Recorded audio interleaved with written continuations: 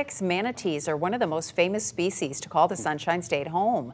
And we also have an extremely busy spring and summer boating season in Florida. And sometimes these two unique aspects of Florida, they can clash with tragic results. For sure. Wink News reporter Paul Dolan spoke with experts to find out how you can help to keep the manatees safe.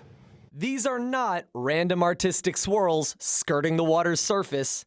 They're a sign of a nearby friend. Look for a footprint, which is going to be the swirl in the water that shows where the manatee is traveling. Manatees migrate from the warm Florida waters in April, leaving Florida's beloved manatees vulnerable to vessel strikes. Some swim away with only several deep, brutal scars. The other outcome? Death. Manatees do face the concern of vessel strikes, so whether they're lethal or non-lethal, they can still leave them injured and in need of rescue.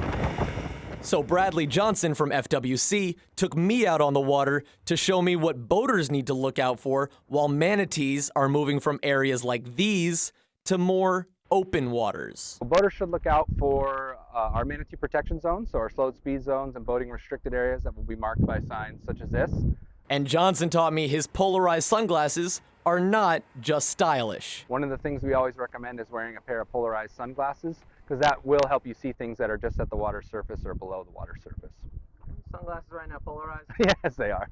Manatee mating season starts in the spring, according to FWC.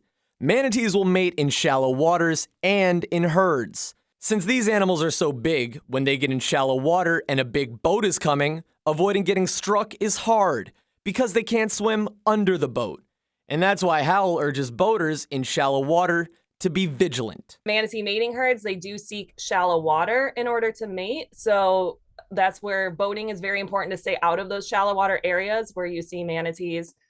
Give them space. Always remember to go slow. And if you do come in contact with a manatee on your boat, always call the FWC hotline at 888-404-3922. Paul Dolan, Wink News.